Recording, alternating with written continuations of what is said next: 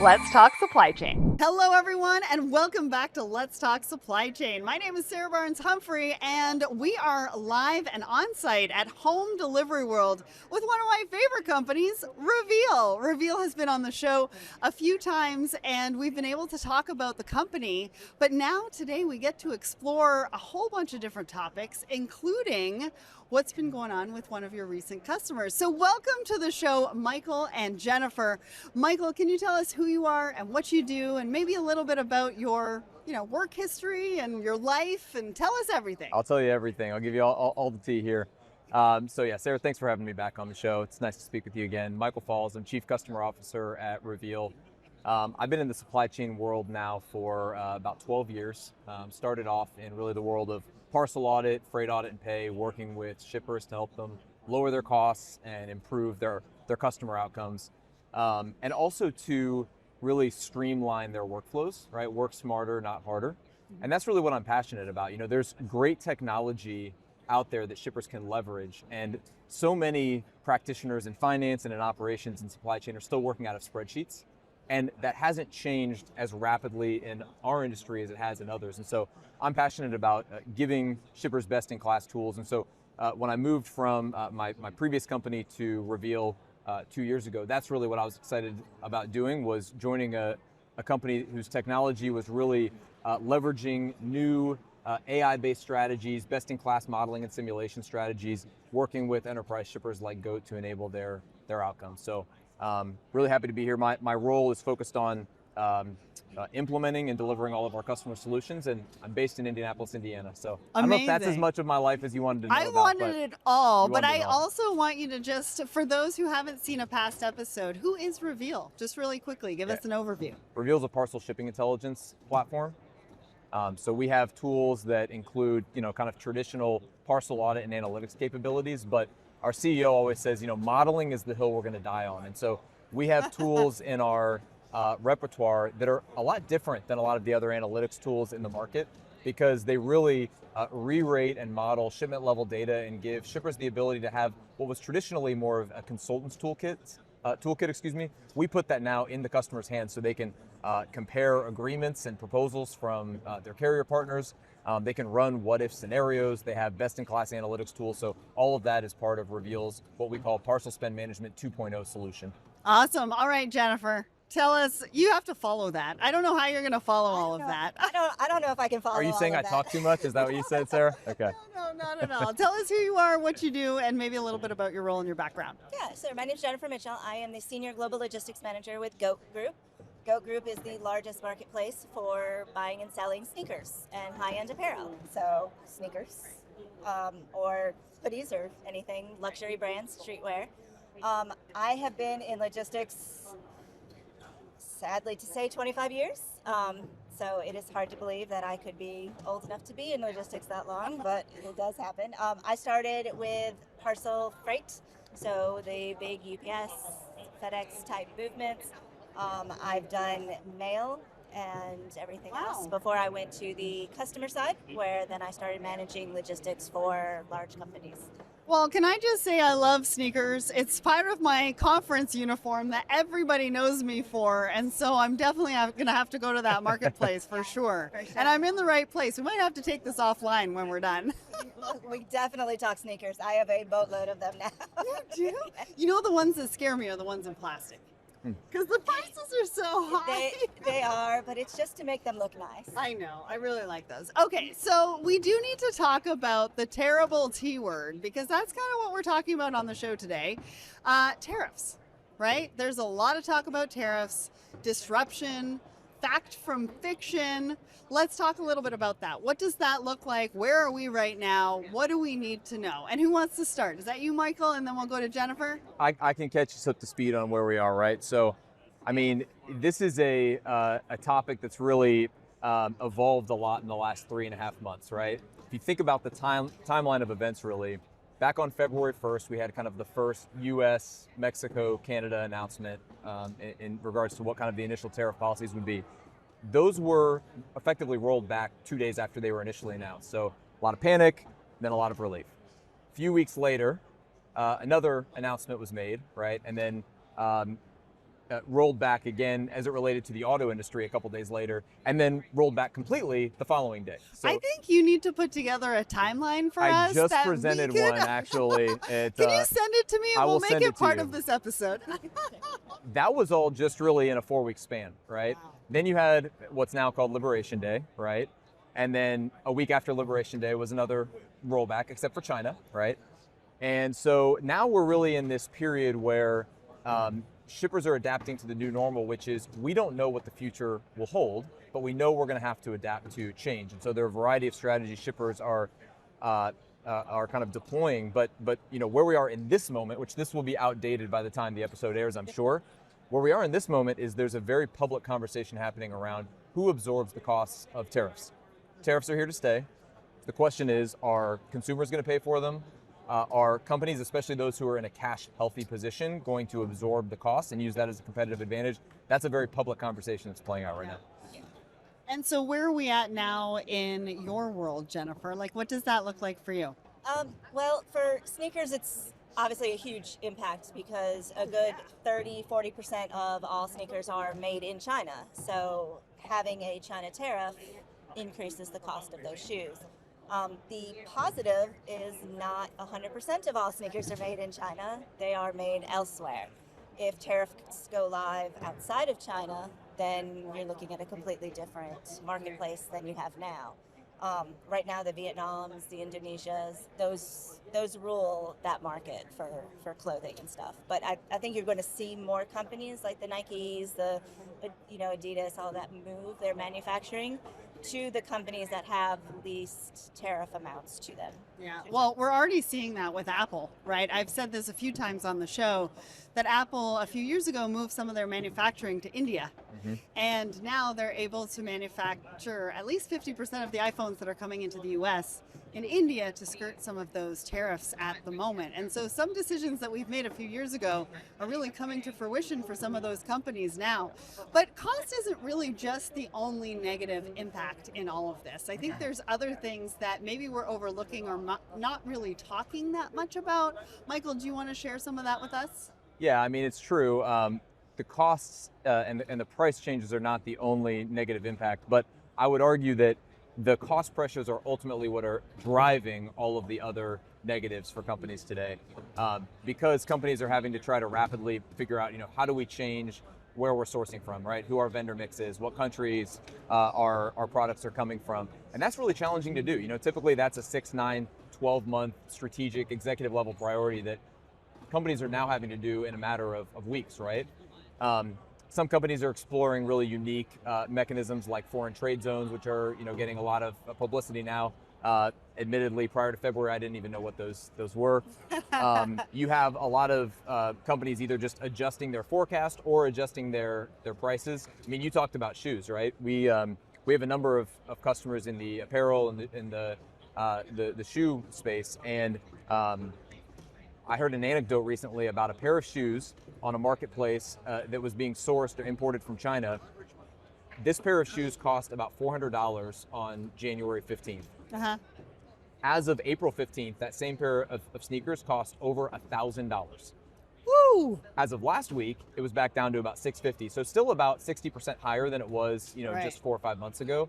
But the price volatility is tremendous. So I think for a lot of companies, the cost pressures are just leading to all of these other really challenging considerations. And ultimately, it's the unknown as much as anything that's a challenge, because from companies we talk to, a lot of their planned technological innovations and vendor procurements for the year are being pulled back. They're on pause because of the unknown. Mm-hmm. And ultimately, that's sad, because those sorts of technological innovations and implementations ultimately could combat some of the challenges they're facing.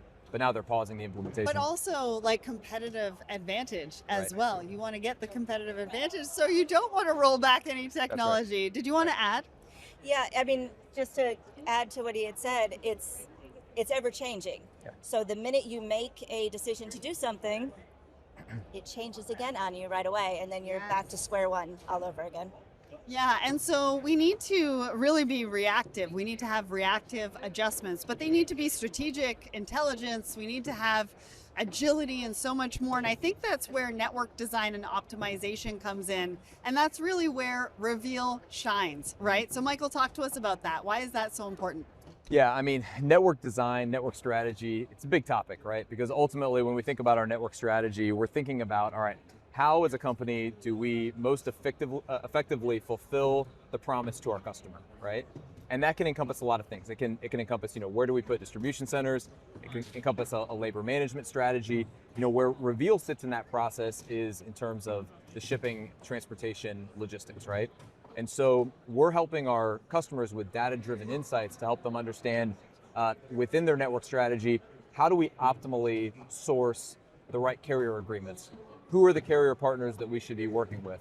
What are the most effective rates that we can negotiate?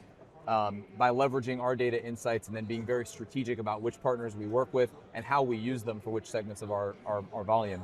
And then beyond that, leveraging data-driven insights just to make smarter decisions that can lower spend while still fulfilling the customer promise. So for example, modality optimization, right? A lot of companies are shipping an express service level because they think they need to do that to get a product to their customer on time. In fact, we've gone through that journey with GOAT, right? Yes.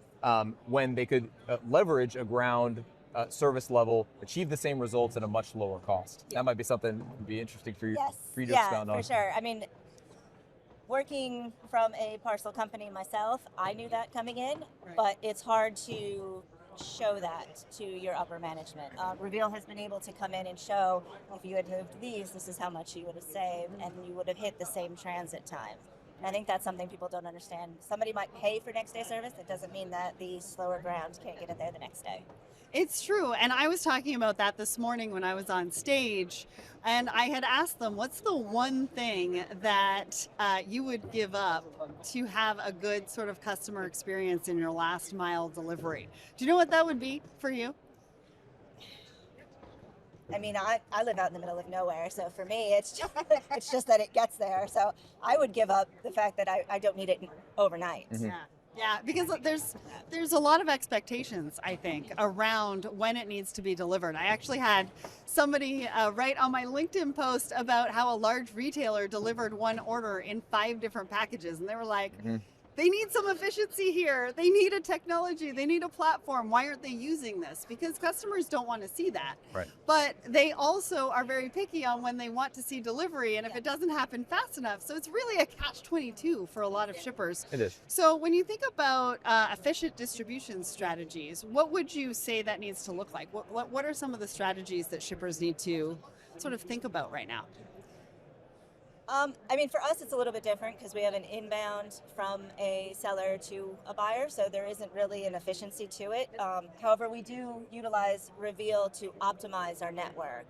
Does it make sense to move something closer to the buyer versus to where it originated from? And I think other companies can do the same thing. Yeah.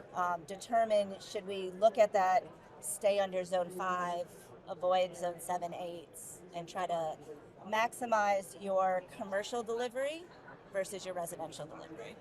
That's a really interesting piece about it. SKU profitability. I don't know who wants to talk to us about that, but the analysis around that. How important is that? How do we identify problems by utilizing that to help empower to make those data-driven decisions that you were talking about a little bit earlier? Yeah. That reduced distance that Jennifer was just mentioning is part of it, I think. So talk to us through that solution. Yeah.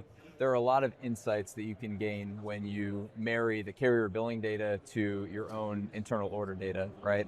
And that's something that a lot of shippers miss out on because a lot of companies are managing their transportation data and their KPIs exclusively relying on the carrier billing data. That really just doesn't paint the full picture.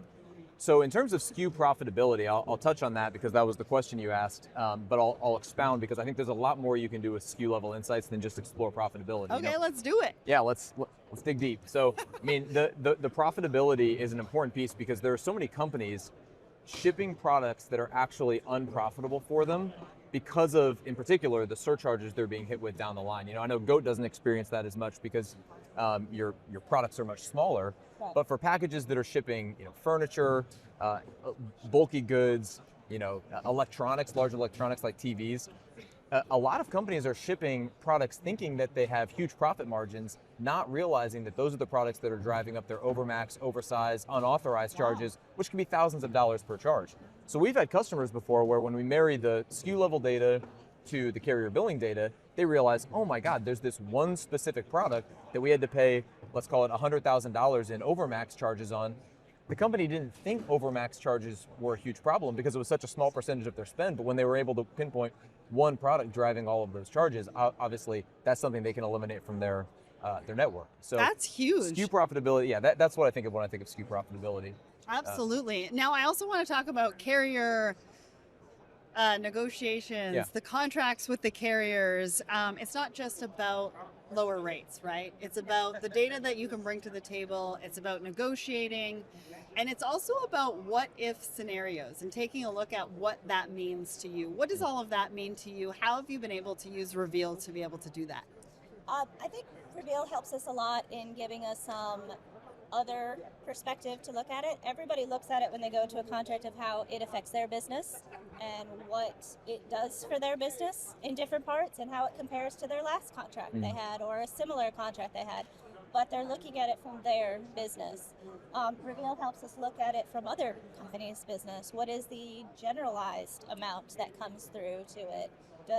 Is it really better out there and you just don't know it's better out there because you've had the same contract over and over again? Yeah. But I also think sort of those what if scenarios around package size and the packaging that we're using and all sorts of things like that I think Reveel can do as well, right?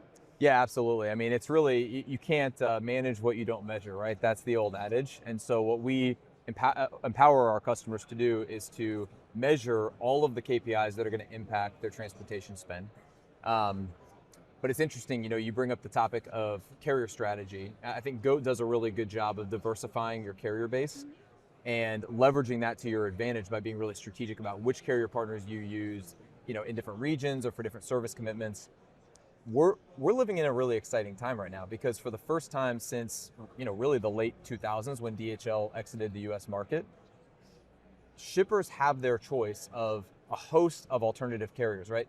I saw in a post on LinkedIn a few weeks ago, the duopoly is over, right? And I think that's really... Did you just say duopoly? The duopoly, the Why FedEx is it duopoly? UPS, the FedEx UPS duopoly, right? The duopoly is over, right? If you're a shipper out there, you knew exactly what I meant when I said duopoly, right? Because shippers have felt that pain for the last 15 years. And so, what's really interesting, I just presented on this in one of the breakout sessions here at Home Delivery World. Carrier contract negotiation is really becoming an ongoing activity. It used to be something you do every 3 years, maybe if you were aggressive every 18 to 24 months. But if you look at how carriers are announcing their pricing changes, it's ongoing, right? UPS, FedEx just announced pricing changes that are going into effect on June 2nd. Wait a second, I thought they did that in November, December. Well, they do that too. Yeah. That's the GRI. Yeah. Right. But the GRI is just an ongoing event now, right? How do we keep up? You can't. You leverage a partner like Reveel. Jennifer, you're supposed to say you leverage a partner like Reveel. That was a softball for you there. Yeah. That too. Yeah. Well, the flexibility that Michael's talking about, how important is that to your business? How crucial is it? And how do you manage that flexibility? It's extremely crucial. You have to get rid of the duopoly. You can't have, you can't have that. It's a real word, Sarah. anymore. It's a real word. You can't have that anymore.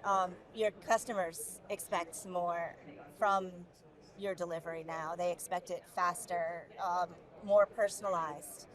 And the bigger carriers are very rigid in what they do. And a lot of these emerging carriers have more flexibility to them. They can customize it to your company.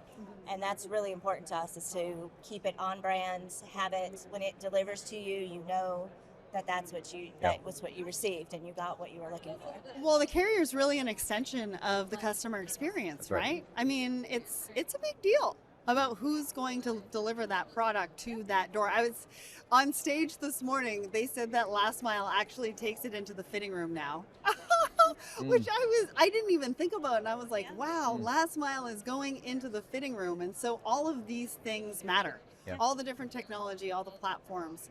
And tariffs are just one of the disruptions I think that we're really facing. But intelligence matters, right? Data matters. That's how you're going to stay ahead of the competition. That's how you're going to have competitive advantage. So talk to us about how your customers are utilizing the intelligence to stay more competitive. Yeah, absolutely. Well, I think being able to, again, wrap your arms around what's important in your data and really slice through all of the noise, because ultimately there is so much noise. I mean, carrier billing data has hundreds of data elements. It can be really challenging because it's not normalized, and it's not normalized across carriers. So if you are leveraging, a host of carriers like Goat is, how do I compare my data across carriers? So having a shipping intelligence platform like Reveal's really helps arm you with the most important insights at a glance. And then being able to run machine learning over it and modeling simulations is one of the ways that Reveal really differentiates in this space. But I think a lot of shippers are just resigned to this belief that, hey, the carriers are going to do what the carriers are going to do, and we kind of just have to sit back and take it. And I would position that any shipper at any given point in time has between 5 to 30% of spend that's available to be eliminated. Wait, we can't let that go. Did you just say 5 to 30% that they're leaving on the table right now? That they're leaving on the table right now. Right. Wow. So where do they find Reveal? Is it reveal.com? I know well, we're if not you're at at Home that Delivery point, World, but... come to booth 523. No, I mean, yeah, revealgroup.com. Here's the sum of those parts, right? I mean, the biggest lever that any shipper has is carrier contract strategy, and it's knowing what to ask for because you understand your data, and then it's knowing what the carrier landscape looks like so you're not siloed into working with a partner who might be suboptimal for you. That's number one lever, but there are so many other levers. There's low-hanging fruit of the surcharges you're being billed that you don't even need to be billed and you can eliminate if you just know what to do operationally to eliminate them. So that's number two. And then number three is filing for all of the audit points, the claims, the lost and damaged claims, getting back your rebates that you've negotiated with the carriers. There are all of these things that most shippers aren't utilizing to the full that are really just free dollars waiting to be claimed. It just takes understanding what to do. Free money out free there, money to be people. Claimed. This is what we're saying, and somebody needs to call Michael today. Anyways. We need you on our marketing team. You can shout it from the rooftops. I love it. What kind of ideal client do you have? Can you work with just about anybody, especially from an onboarding perspective? And I want to ask you about how your experience was with onboarding, but I'll ask you about the ideal client first. Yeah, we work across all verticals. We work with enterprise shippers, Fortune 500 companies. We work with small and medium-sized businesses that do under $1 million in spend. Our software is really optimized for any parcel shipper. I'd say in terms of the customers that we're bringing on board right now, we work with a lot of apparel companies, e-commerce marketplaces, a lot of automotive parts companies, healthcare, pharma. I mean, those are the customers we're onboarding most rapidly because of their utilization of different parcel carriers and the complexity involved there. But we can support, shippers across any vertical. Okay, so free money on the table, and they can support pretty much any shipper. So what is your experience with Reveal from an onboarding perspective? Because that's kind of one of the biggest questions that we get. IT departments are busy. What did onboarding and implementation look like for you? It actually was great. I have onboarded other analytic companies, and sometimes it gets a little discombobulated. They don't quite understand what you're looking for. You don't quite understand their platform. It's hard to navigate. Yes. We did not have that at all with Reveel. It was very easy. Our onboarding, we never had any questions. There was always a call, somebody to contact, somebody to go through. The platform itself, amazingly nice to go through. You can actually see what you're looking for. Awesome. I can't break it, and that's a big thing if I can't break it. Did you try? I don't even have to try normally, but I haven't been able to break it. Everything runs like it's supposed to. I can actually see the data that we need to see.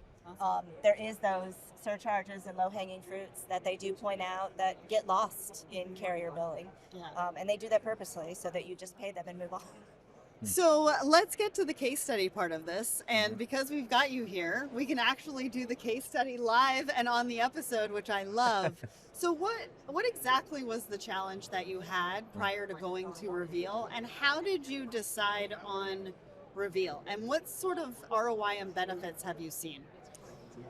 Our biggest challenge was being able to access our data and see it in real time and not break it. And actually be able to run a report and get the report back and it be the report you wanted. we struggled with that in our last ones. We haven't had that issue with Reveal at all. It has been a super easy transition over. The data is clean, which you don't always get with a lot of companies. The data, it's all there, but it's not very clean and easy to read. This has been easy to read and clean.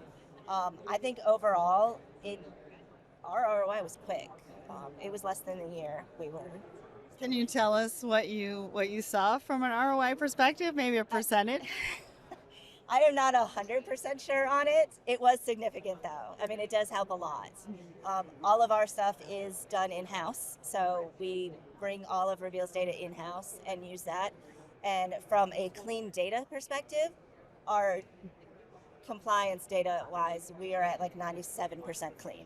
Wow. Which we were never at 97% clean before. It was like, oh, we have 60%, great. We have 40% of this one. All the data we get from Reveel, we're close to almost completely clean with it. Awesome to hear. Well, I can't believe we're at the end of this episode. And I want you to get out your crystal ball, both of you. I'm going to end with Michael, but I'm going to start with you, Jennifer. What do you think's coming up for shippers in the next couple of months? What do they need to be looking out for? I mean, obviously the big bad T word. Yeah. But there's got to be some other things on the horizon. It's the regional carriers making emergence into the market. I think the biggest thing we're going to see over the next few months is some of these are going to merge together. It may not be a duopoly anymore, but you're going to have more options, and they're going to be great options for your business if you just optimize and look elsewhere outside of your big named ones. Awesome. And I will learn how to say duopoly. All right. Duopoly, that's right. Michael, final words. What do you think the next couple of months are going to bring for shippers? Yeah, it's hard to have a crystal ball. You know, in anticipation of this discussion, I called several of our customers and I actually asked them that very question, you know, what's your crystal ball? And most of them said, well, the only thing we know for sure is that more change is coming, right? Something could change next week.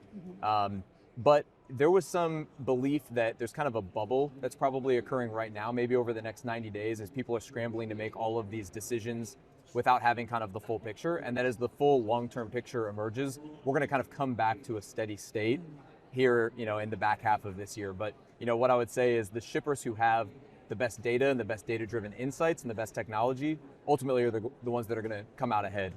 Like 97% data compliance. Just going to say that number again, because that's a very big number. And where can people find you? Where can they reach out to you to get more information? Absolutely. Yeah, please access reveelgroup.com. And one of the things we do with any customer who's interested in exploring us is we'll actually load your data, we'll do a proof of concept, and we'll actually tell you exactly what the ROI is going to be for coming on board. So yeah, let's have a conversation. Wow, that's amazing. Well, Jennifer, thank you so much in coming on the show and sharing your story with Reveel. Michael, it's always a pleasure. I love talking to Reveel and hearing about all the impacts that you're making in the industry and how you can help your shippers. So that's it for us here at Home Delivery World. My name is Sarah Barnes Humphrey, and this is Let's Talk Supply Chain.